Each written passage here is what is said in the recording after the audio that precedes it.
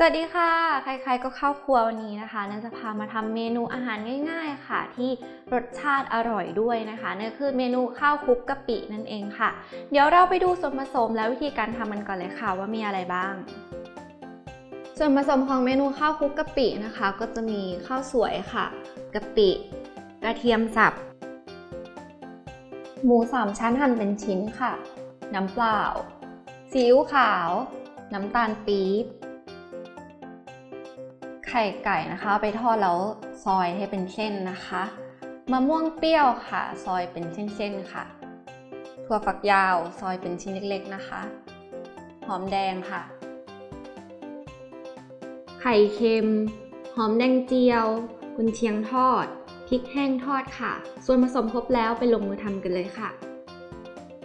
เรามาเริ่มขั้นตอนแรกของเมนูข้าวคลุกกะปิกันเลยนะคะเราจะเริ่มจากการทำหมูหวานนะคะซึ่งตอนนี้นั้นก็ได้เอาน้ำมันใส่กระทะนะคะรอให้ร้อนสักพักหนึ่งก็ใส่น้ำตาลปี๊บลงไปค่ะแล้วก็คนให้ละลาย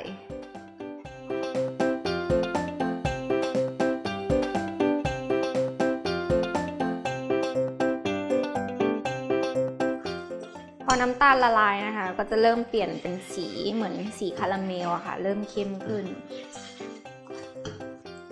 พอได้ประมาณนี้นะคะแล้วก็ใส่เนื้อหมูลงไปค่ะ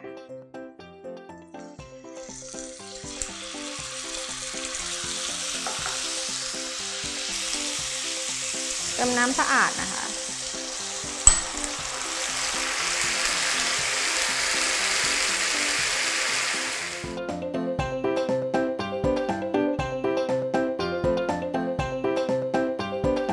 ใส่ซีอิ๊วขาวลงไปค่ะแล้วก็เคี่ยวไปเรื่อยๆนะคะรอให้น้ำเนี่ยมันงวดลงค่ะ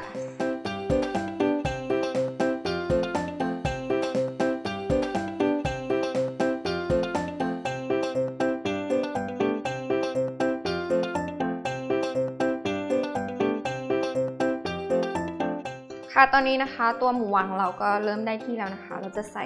หอมเจียวค่ะแล้วก็คลุกๆให้เข้ากันค่ะ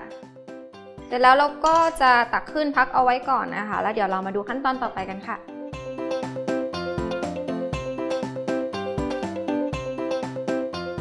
มาถึงขั้นตอนการผัดข้าวนะคะก็เริ่มจากตั้งกระทะนะคะใส่น้ำมันพอน้ำมันเริ่มร้อนนะคะก็ใส่กระเทียมลงไปค่ะ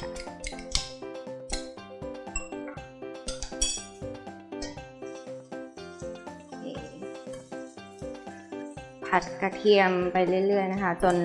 สีเริ่มเปลี่ยนพอกระเทียมเริ่มเปลี่ยนสีนิดนึงนะคะก็ใส่กะปิลงไปค่ะก็บีให้กะปิละลายนะ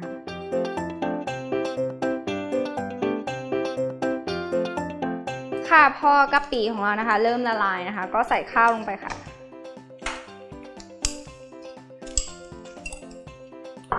แล้วก็คลุกให้ตัวกะปินะคะเคลือบเม็ดข้าวนะคะให้ทั่ว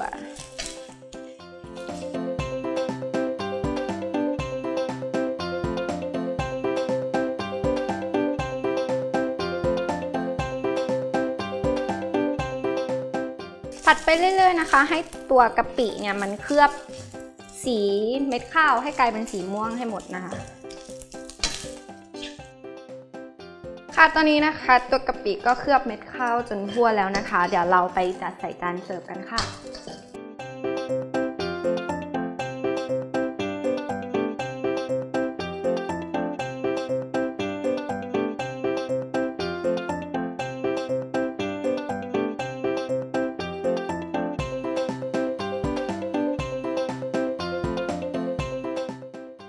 ตัวข้าวที่เราไปคลุกกะปินะคะก็เอามาจัดใส่จานแล้วเรามาตกแต่งเพิ่มเติมด้วยเครื่องเคียงนะคะ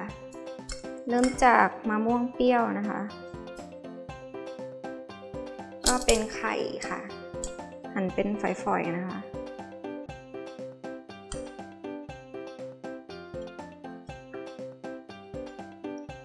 ด้วยถั่วฝักยาวค่ะ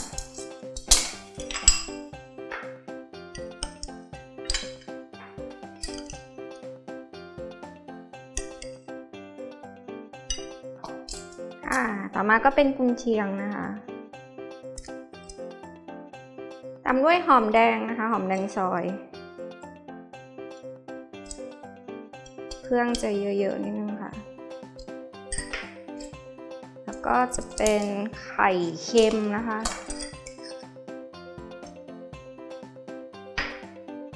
จัดสวยๆนิดนึงสุดท้ายเป็นหมูหวานค่ะ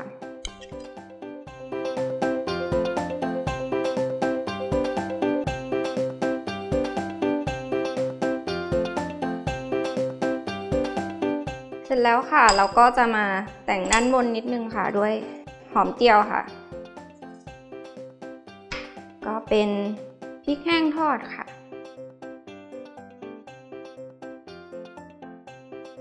โอเคเสร็จเรียบร้อยแล้วค่ะสำหรับเมนูข้าวคลุกกะปินะคะซึ่งเป็นเมนูที่